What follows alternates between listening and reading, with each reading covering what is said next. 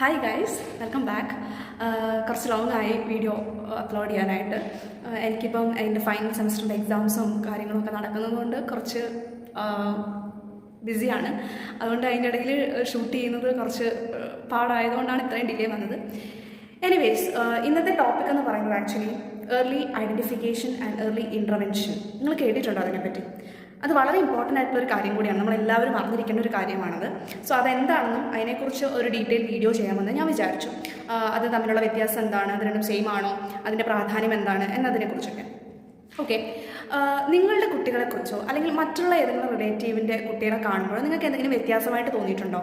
അതായത് പതിവിൽ നിന്നും വ്യത്യാസമുള്ള രീതിയിലാണല്ലോ ഈ കുട്ടി ഈ ചെയ്യുന്നത്, പ്രവൃത്തികൾ കാണിക്കുന്നതെന്നൊക്കെ നമുക്ക് തോന്നാറുണ്ടോ?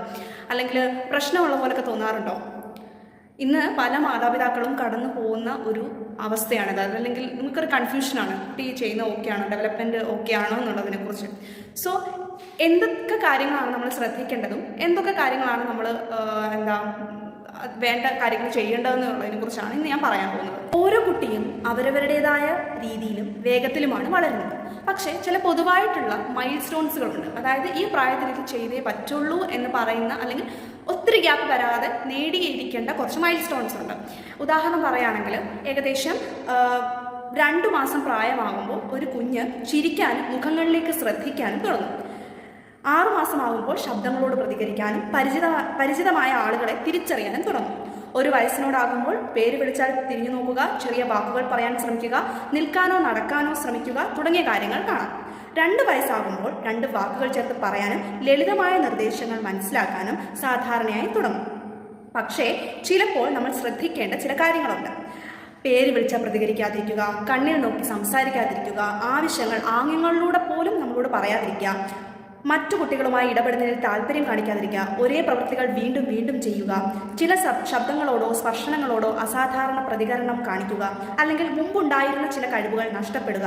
ഇത്തരം കാര്യങ്ങൾ കണ്ടാൽ ഭയപ്പെടേണ്ടതില്ല, പക്ഷേ അത് വിട്ടുകളയാനും പാടില്ല, അവഗണിക്കാൻ പാടില്ല. ഇത്തരം വ്യത്യാസങ്ങൾ നേരത്തെ തിരിച്ചറിയുന്നതിനെയാണ് ഏർലി ഐഡൻറ്റിഫിക്കേഷൻ എന്ന് പറയുന്നത്. ഇനി തിരിച്ചറിഞ്ഞതിന് ശേഷം കുട്ടിക്ക് ആവശ്യമായിട്ടുള്ള പിന്തുണയും തെറാപ്പി വേണമെങ്കിൽ അത് ആവശ്യമനുസരണം എന്താണോ കുട്ടിക്ക് ഏറ്റവും വേണ്ടത് അത് മനസ്സിലാക്കി ആ ഒരു പരിഗണനയും ആ ഒരു സപ്പോർട്ടും കൊടുക്കുന്നതിനെയാണ് ഏർലി ഇൻ്റർവെൻഷൻ എന്ന് പറയുന്നത്. ഓക്കെ, കുട്ടി ജനിച്ച് ആദ്യത്തെ 3 വർഷം എന്ന് പറയുന്നത് വളരെ നിർണായകമായിട്ടുള്ള വളർച്ച സംഭവിക്കുന്ന ഒരു സമയമാണ്. അതായത് വളരെ ഇമ്പോർട്ടൻ്റ് ആണ്. ക്രിട്ടിക്കൽ ഏജ് എന്നാണ് 3 ഇയേഴ്സിനെ പറയുന്നത്. അതായത് ഒരു സ്പോഞ്ച് സങ്കല്പിക്കുക. ഒരു സ്പോഞ്ച് വെള്ളത്തിൽ വെക്കും